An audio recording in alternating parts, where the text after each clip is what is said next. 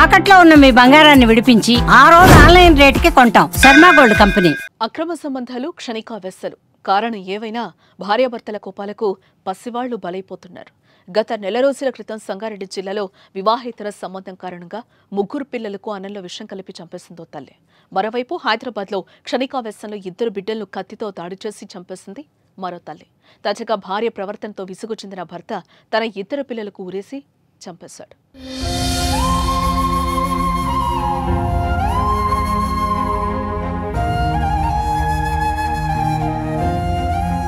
సంగారెడ్డి జిల్లాలోని కొండాపూర్ మండలం మల్కాపూర్ గ్రామంలో సుభాష్ అనే వ్యక్తి భార్య పిల్లలతో కలిసి మల్కాపూర్లో నివాసముంటున్నాడు.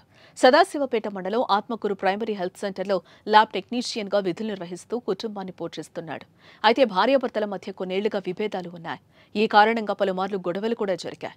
ఇరువైపుల పెద్దలు వారిని కూర్చోబెట్టి సర్ది చెప్పే ప్రయత్నం చేసినప్పటికీ కూడా విభేదాలు సమసిపోలేదు. ఈ క్రమంలో వారం రోజుల క్రితం భార్య ఇల్లు వదిలి వెళ్లిపోయింది. దీంతో సుభాష్ తీవ్ర మనస్తాపానికి గురయ్యాడు.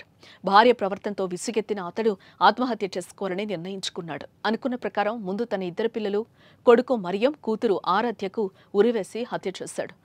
ఆపై అతడు కూడా ఉరివేసుకుని బలవన మరణానికి పాల్పడ్డాడు. ఈ ఘటన ఇప్పుడు రాష్ట్ర వ్యాప్తంగా సంచలనంగా మారింది.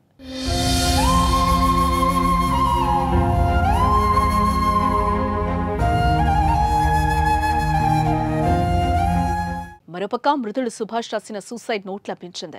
భార్య ప్రవర్తన నచ్చకే ఆత్మహత్య చేసుకుంటున్నట్లు లేఖలో తెలిపాడు. అయితే సుభాష్ 3 రోజుల క్రితమే ఆత్మహత్య చేసుకున్నట్లుగా తెలుస్తోంది. ఇంట్లో నుంచి ఎలాంటి అలికిడి లేకపోవడం, పైగా దుర్వాసన రావటాన్ని గమనించిన చుట్టుపక్కల ప్రజలు పోలీసులకు సమాచారం అందించారు. వెంటనే పోలీసులు అక్కడకు చేరుకుని తలుపులు పగలగొట్టి చూడగా 3 కూడా తాడుకు వేలాడుతూ కనిపించారు. 3 మృతదేహాలను స్వాధీనం చేసుకుని పోస్టుమార్టం నిమిత్తం ప్రభుత్వ ఆసుపత్రికి తరలించారు. సంఘటనా స్థలంలో వివరాలను సేకరిస్తున్నారు పోలీసులు. సుభాష్ భార్య ఎక్కడికి వెళ్లిందనే విషయంలో క్లారిటీ రాలేదు.